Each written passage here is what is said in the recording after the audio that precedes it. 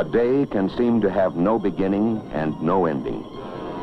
It becomes a 25-hour day that blends into the one that came before and the one that is to follow.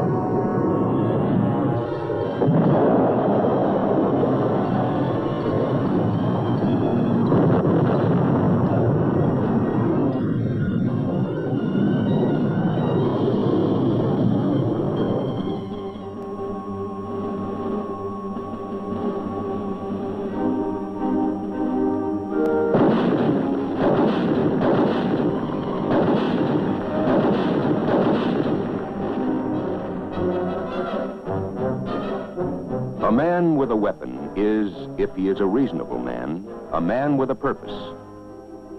The range of his understanding of his purpose reaches far beyond his line of sight. He knows the big picture. He understands that attempts to intimidate by force must be resisted by force before intimidation becomes a way of international life. And this he also knows. He and the thousands like him, fighting and sweating on the ground, are the spearheads of our Department of Defense total effort, an effort concentrated to help the men on the ground to achieve their purpose and their mission. Above field and jungle, close air support.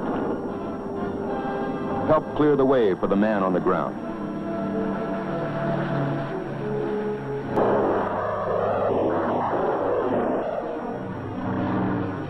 Reinforcing. Support those men during the long hours of daylight and the longer hours of darkness.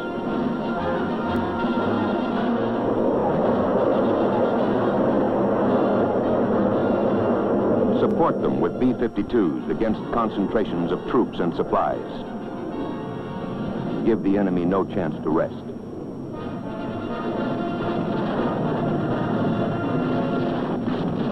Support them with tactical fighter bombers to keep up the pressure and help destroy our enemy's ability and desire to attack.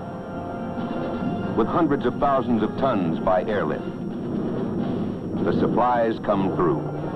But there are other lines of supplies that flow the other way along the Ho Chi Minh Trail. It winds down from the north through mountain passes and under the cover of green-top jungles. Along the flank of southern Asia, the coastline of North and South Vietnam takes the form of an elongated S. A demilitarized zone between the two countries along the 17th parallel at the sea was established by solemn treaty. To the north is China. To the west are Laos, Cambodia, Thailand, Burma, India, and Pakistan. Moving down from the north, men, oil, machines, the tools of war are fed along the Ho Chi Minh Trail to bolster the aggression in the south. They move by night over the narrow roads, through mountain passes, and along trails hidden by the jungle foliage. Trucks and pack-laden coolies by the tens of thousands. Usually, by day, they remain hidden in the jungle, to venture out again at nightfall. That lifeline must be severed. When it is repaired, as it always is, it must be severed again.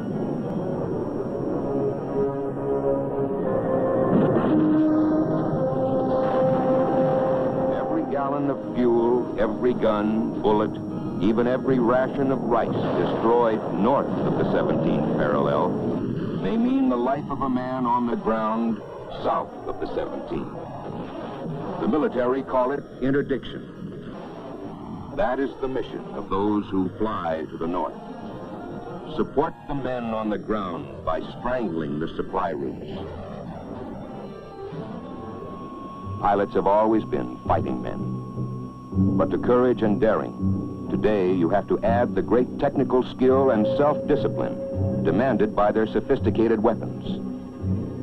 But weapons no more effective than the men who fly them or those who keep them flying.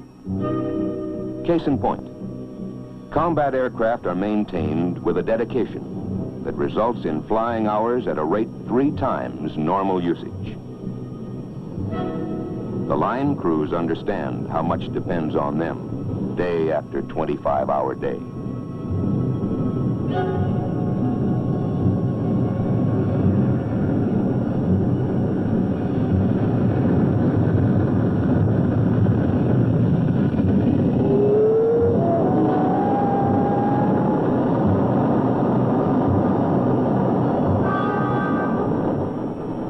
Normally, the spare is a very decent fellow, but now he's been through the hours of pre-flight details. He can't help but hope that one of the other aircraft will show up with a minor hydraulic leak or a cut tire. Sometimes that happens, but not today.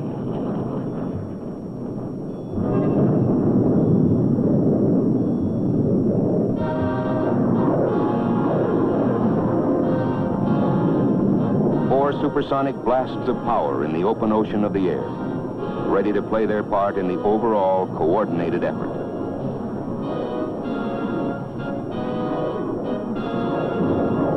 There are other flights in the sky. The F-4Cs are en route. At the same moment in time, the big choppers, affectionately known as the Jolly Greens, are on their way with A-1Es for their protective escort. Their object is to stay as close as possible to the target area, so that if a pilot in one of the attack planes has to hit the parachute, then they can move in to pick him up. If there's enemy ground fire, those A-1Es dive in to keep the enemy's heads down.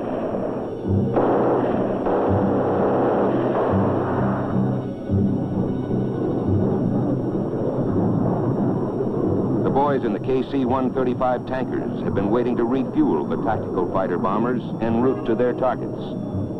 Those KC-135s will keep orbiting in case any of the boys run short of fuel on the way home. Most people will ask pilots the same question over and over. Aren't you scared? The answer is always pretty much the same. Sure, we're scared until we button down the hatch. We're a one-man sort of operation. We're our own navigator, radio man, radar operator, and bombardier. Getting into the target, we have to take evasive action. Then it's pop up, dive in, drop the bombs, and get the heck out of there. You watch your fuel. You go over in your mind what the intelligence boys will want to know about the results. At the target, the ground defenses, all the details. You might be scared when you start, but after that, you just don't have the time.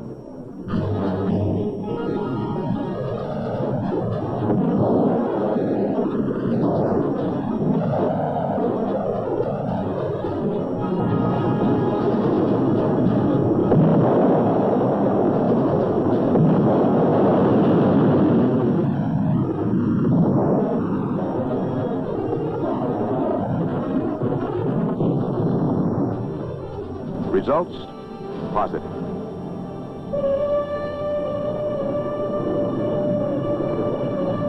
The cockpit is a pilot's office. Management of that office must be as precise and efficient as the complex instruments with which it is equipped. One flight of many flights, and there isn't a combat pilot who doesn't know it.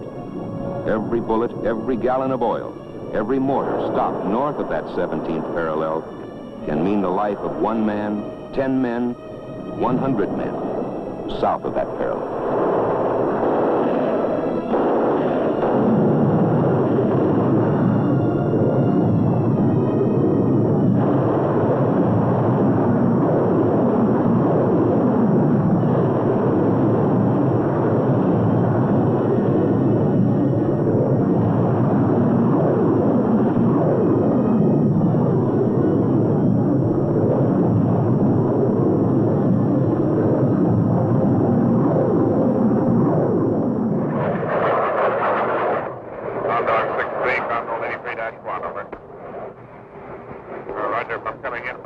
southeast. I have you in sight now. I'm just up to making sure 3 o'clock, friendly high. Well, you know you're on your yet, but the target from my position now is about 11 or 12 o'clock, about 1 mile in the valley over there. You go ahead and mark it, and I'll give you, is it right about where that smoke is coming up from right now? Okay, it's about a mile down the valley to the east from that smoke.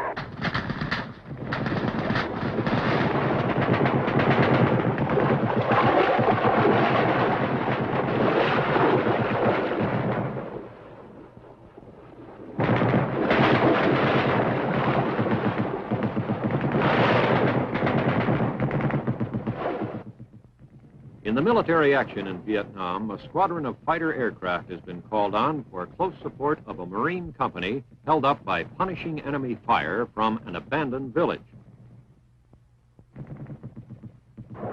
Guided by the small observation plane close above the green battlefields of Vietnam, the Marine airstrike dives on target.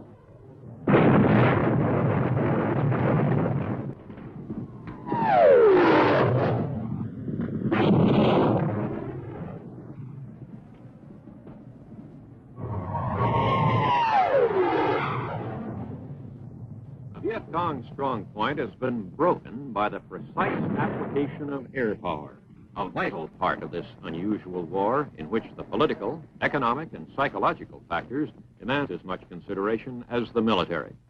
Now the men of Lima Company, 1st Marines, are able to move forward because of the skillful use of an aircraft superbly adapted to supporting the riflemen in ground combat, the F-4B all-weather fighter, the Phantom. Empty racks show hundreds of pounds of destruction have been delivered to the enemy. Now, Condal 83 heads for home. This is the flight leader, Lieutenant Colonel A.W. O'Donnell. The flight is part of Marine Squadron BMFA 323. Colonel O'Donnell is the skipper. Da Nang, 323's home port, is a main American base. Every day, this Center for Tactical Air Support launches and retrieves hundreds of combat sorties.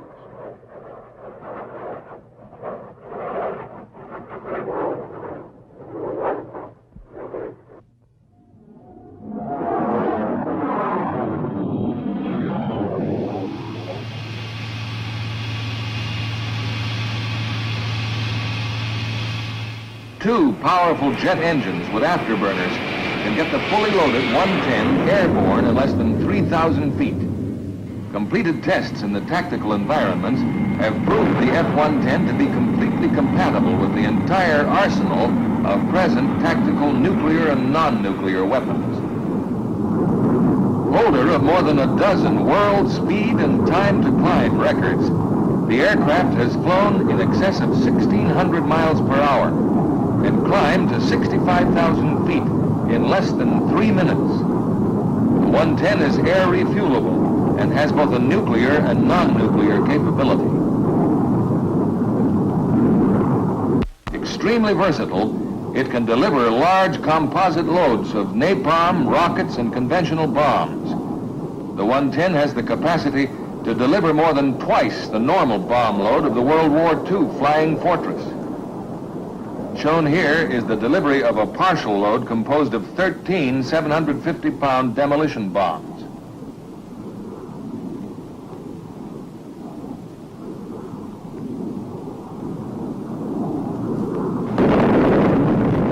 The versatility of the command's first-line fighters is demonstrated in the following sequences as the wide variety of missions assigned to TAC unfold.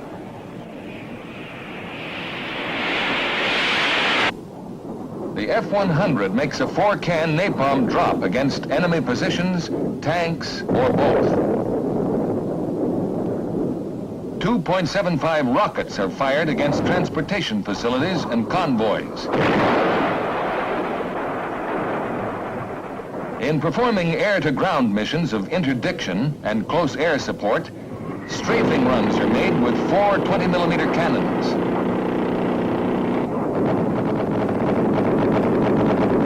And dive bombing sorties are flown against road networks, troop concentrations, and supply areas.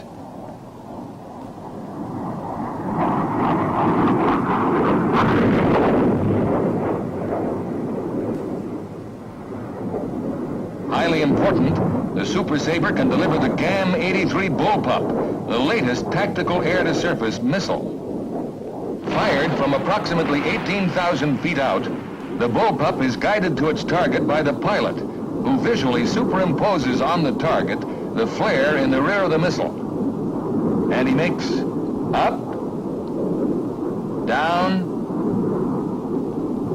right, or left corrections from the cockpit until the bullpup strikes the target.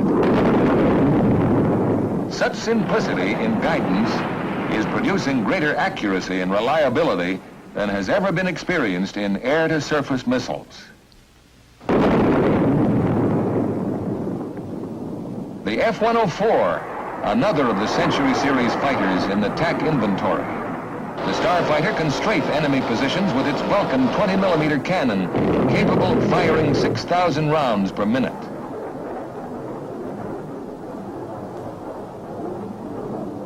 Napalm, a part of the 104 weapon inventory, is used against enemy concentrations and similar targets.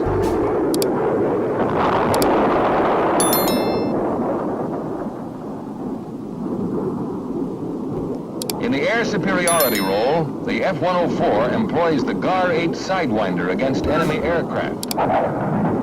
Here, a previously launched 5-inch high-velocity rocket is overtaken and destroyed by the heat-seeking GAR-8.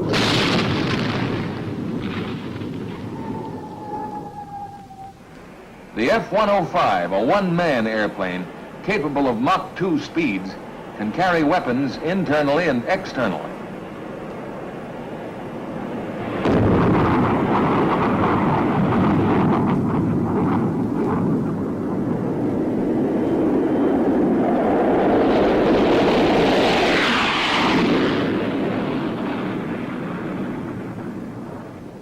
This recently developed delivery technique has resulted in improved accuracy. The delay between drop and detonation provides a safe escape time for the aircraft and pilot. The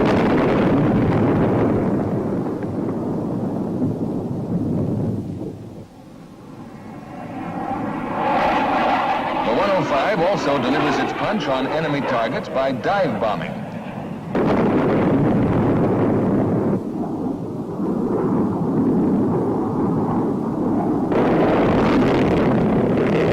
Chief is armed with the M61 20mm cannon, which pours 100 rounds into the target every second. Napalm is also a part of the 105's weapon arsenal. Against reinforced bunkers and concentrations of armor, the 105 uses 2.75 rockets to maximum advantage. For air-to-air combat, the F-105 uses the GAR-8 Sidewinder to ensure air superiority over the battlefield.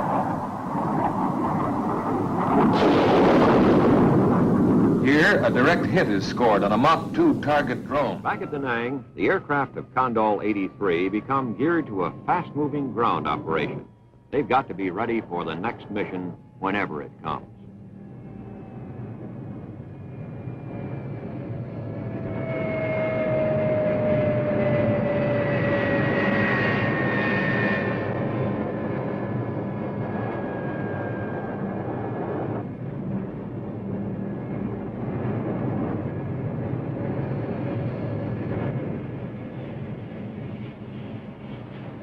Flight crews go in for debriefing.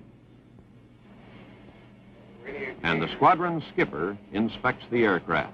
Yeah, number 2 was hit, we believe it was on the first run. He thought he felt something was one hole in the left portion of the stabulator. 3 gun positions shooting, looked like automatic weapons, 12.7 millimeter. Was there any pattern to it? They were all shooting at the same time. Reasonably accurate fire on the first run. 3 pulled up. Refueling and repair are completed quickly. The Phantoms are soon back to mission readiness. It's usually 95 degrees plus on the Da Nang flight line, but their mechanics are doing as good a job as they know how, and they're all experts.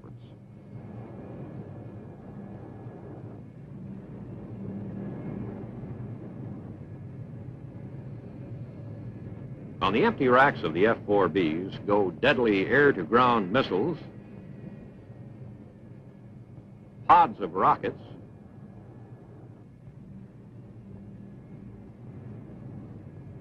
the 1,000-pounders they call iron bombs.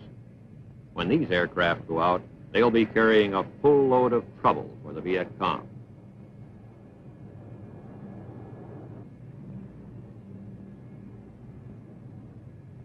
On constant alert for maintenance and repair, the mechanics at Da Nang eat and sleep on the flight line. They're currently working some 14 hours a day, and they even do a little moonlighting on the side. The extra job, reinforcing the nighttime guard for the aircraft they service by day. Around the broad perimeter of the airfield, they mount posts and roving patrols against infiltrating Viet Cong.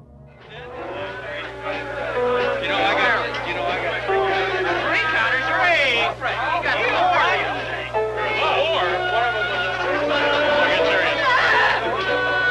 Hey, Raz, about time to ring a bell, I guess. Package 6, yes, Sandy, Bill, get it going. Don't ring it, Rick.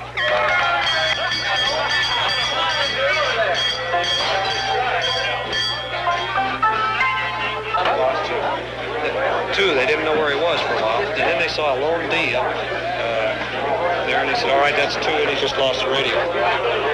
I'm going to be an instructor pilot. Where? T-38, Williams Air Force Base, Arizona. I figure I'll arrive there, and I'll be real quiet and calm and all that, and I'll go in, and all the students will nudge each other, and when they meet me, and I'll be their instructor, and they'll fly with me, and they'll nudge each other and say, what did Lieutenant Rasmus do before he came here? And it'll be all quiet, and no one will know until finally there'll be graduation, and we'll show up in mess dress, and there I'll be with my air medals and my DFCs and my Silver Star and my Commendation Medal and my Vietnam Service Medal and all this stuff all the way across. And I'll walk in with a slight limp, and they'll say, tell me about it. And I'll say, it was nothing. It was nothing. But then for a week after, every time I crawl in the airplane, as I get in, I'll pull my leg in and I'll wince a little, and I'll say, what is it? And I'll say, oh, it's just an old war injury. 45, 44. Right, 45, 44, 14. How'd the mission go? Pretty good? Yeah, real good. Get another one. How many is that? Well, it's 42, 43 now. Okay. Major Height. One mission, one counter, one for the month. Finally made the board. 99 hard ones to go. No, I'll get 43 this afternoon. I've got to put them up in my hand for number 90. I've already got them. So you're going to get two today, huh? Yep. One more and I'll be able to make it bigger. One more, you'll be able to go red. He's been here about 6 months. It averages about 6 months for the tour. This wing, even though we're roughly 100 miles from any sort of civilization, morale is high here. I've noticed that. The men know what they're doing and why they're here. Well, if we still have to be over here, I'll come right back and do any interest in me. You come right back and do another hitch. You bet I will. Well, I feel we have a reason to be here. As you read Common Aggression in Asia, I feel that we didn't take some measures to stop it here. We may be fighting in our backyards today. Enjoy some of the things I've been over here for, such as just the American way of life. I served in World War II in the Southwest Pacific. I served during Korea. Yes, I personally try to discourage it. Man has put in 100 missions over North Vietnam to go home, get arrested, and then come back. However, I have one pilot here that just insisted on taking another 100, and he's here. His name is Lieutenant Richter. Yeah, I want to come back down. How come you got to stay here? Hey, we worked harder. You could have stayed here with me. Yeah, but Mommy wouldn't have had any part to do with that. Yeah, okay, there's the deal, the flying's good. You don't have all the little nitpicking rules and regulations that you have to put up with in the States. At least we didn't 2 months ago. Yeah. It's still a lot better than it is back there now. But I just, I enjoy it. And then it's the kind of deal like everybody says, yeah, I'm waving a flag, but I'm not. But at the same time, you know, where are you gonna stop it at? You know, where's communism? Are you gonna wait till they're in the Philippines or in Australia or San Francisco or Des Moines, Iowa? You know, you should stop it here or wait till somewhere later on. I don't think most of the people think about that. They like me, you know, what happens, you know, if I get shot down. I'm too mean, they'll never get me anyway. Okay, gents, the mission this afternoon is a close air support in support of Double Eagle. Call sign Condol 56-1, 2, 3, and 4. Crews in order: O'Donnell and Kelly, Norred and LeSueur, Heinzling and Johnson. Aircraft numbers 1, 6, 9, and 10. Let's go through the loading again. Bird numbers 1 and 6 are loaded with 6 napalm, each bird, plus 2 or 1 Mark IV gun pod each airplane. The last 2 birds, 9 and 10, are loaded with 12 250-pounders, plus 4 2.75 19-shot pods on each aircraft. Okay, stand by for a time hack. Coming up on 13:04. Hack. Okay, we got 1 minute to move out. Our bombing objectives, I believe, can be very distinctly divided into 2 phases. Our interdiction program conducted in the southern portion of North Vietnam in an attempt to deny movement of the enemy into South Vietnam, and our strategic, if you will, objectives in the northern portion of North Vietnam in terms of attacking principal lines of communications, the Northeast and the Northwest railroads, which comprise the 2 most major railroads in North Vietnam, also POL installations and other military supply and storage areas located in the delta regions of North Vietnam.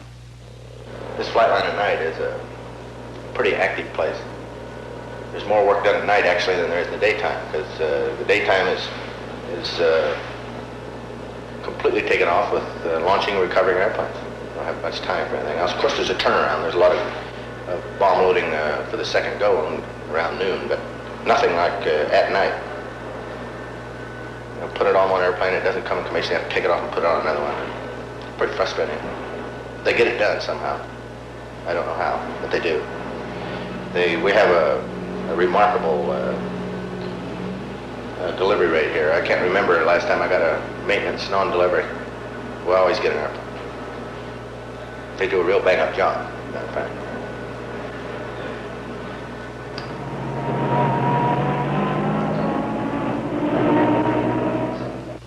Sir, tomorrow's target is the Yen Ben Railroad. It's the largest railroad in all of North Vietnam. Its function is to control all the traffic coming in from the Northeast Railroad and the Northwest Railroad into Hanoi. It then controls all traffic going south. It's located 5 nautical miles north of Hanoi. Its defenses include a heavy concentration of AAA, and there are 26 known SAM sites in the area. Roscoe was brought here by a pilot from Kadena, who was temporarily assigned to the wing. When the pilot was shot down up north, Roscoe sort of became everybody's dog, the only dog allowed on base. Now Roscoe's a free agent and goes everywhere, sort of a tramp with a big heart. But lots of guys, for instance, don't feel right unless he's sitting there in a commander's chair during the mission briefing. They say if he sleeps, it's going to be an easy mission. If his ears perk up, watch out. We hear an awful lot about surface-to-air missiles. They're called SAMs or referred to as SA-2s. This is a picture of an SA-2 site situated in the immediate Hanoi area. A close-up of this particular target would look something like this. Very clearly, you can observe the presence of SA-2 missiles. And in this area, we find the radar van which controls the firing of the missiles and also tracks the aircraft along with providing guidance to the SA-2 missile. Our pilots are constantly faced in flying into North Vietnam with missile firings along with extremely heavy anti-aircraft. I kind of call it the dry throat mission myself. Usually I come outbound from the target and I'm just kind of sucking that water bottle dry throat. It's about as scary a mission as I've ever been on. I think it tries you to just about the maximum on the missions. If you can get between a ridge between you and that radar site, they can't guide a missile at you. It's just when you get down in the delta in the flatlands, that 30-mile ring around the city of Hanoi is a bear. Because it's flat, you have no protection, and I don't know how true it is, but they say it's the most heavily defended place in the history of aerial warfare. I've been there and I believe it. The winds there from the surface to 5,000 feet along the coast are going to run about 25 knots out of the northeast. Did have an aircraft report right over the mountain there, he said this morning, just about at Magia Pass at 5,000 feet, he had a wind of 030 at 40 knots. Everybody wear your flak belt today, guys. Doesn't have one. Draw flag or... Well, that wards it off. Everybody wear your flak magnets. How come no matter how much I rush, I'm always the last guy? You don't want to go. That shows some kind of a reluctance. There ain't no way, huh? There ain't no way. You got those flags you're going to tie between the wings? Or one on each? Yes, sir.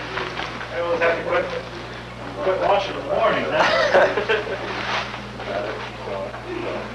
Now, first of all, we have in our vest is the radio, which is the most important item we have. Our second item, I would say, is the flares.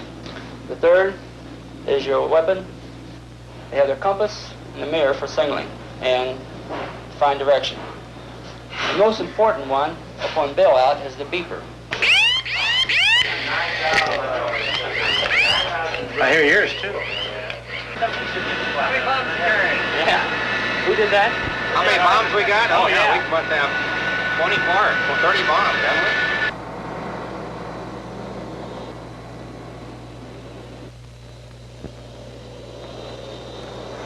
Who belongs to this one? 148. That's mine. 148. Don't kick my purse out. Okay, I won't kick your purse. Hey,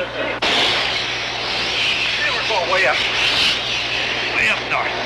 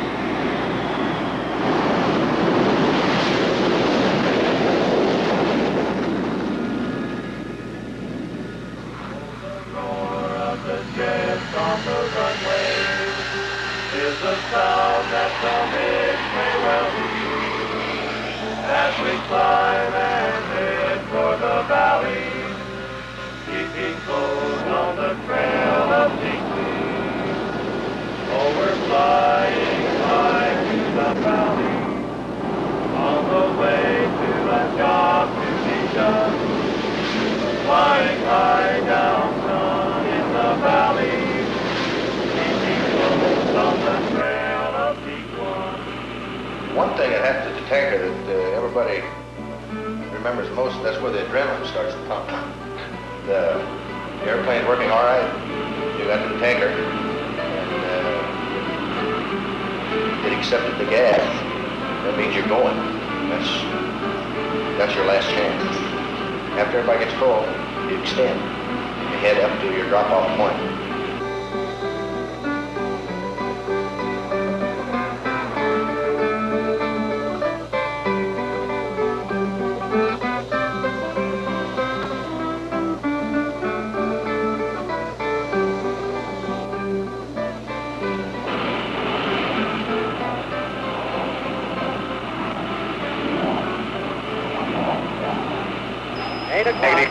South of you, just about to the second river. I have 4,500 pounds.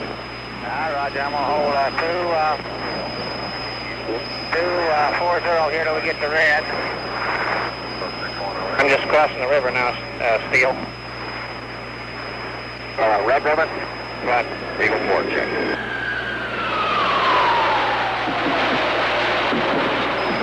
We're getting flat south of target one. Watch it.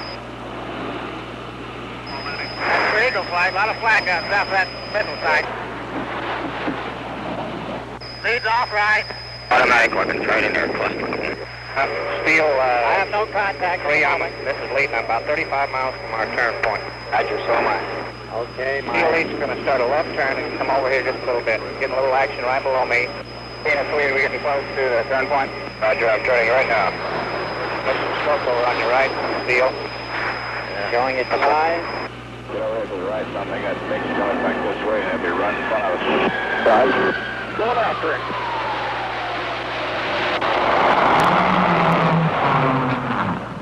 There he goes. Okay, Detroit, there's a make going, turning south here. Roger, I'm going to break off right. I see him loud and clear. Detroit, we got makes right under us, right under us. Roger, let's go get him.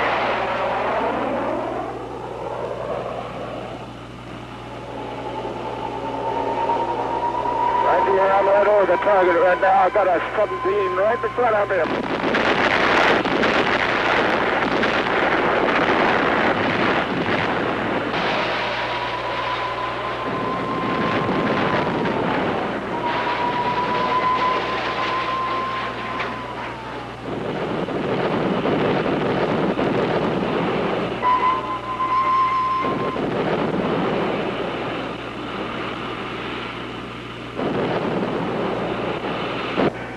Up here, Detroit. Lead, you left us. You're by yourself now.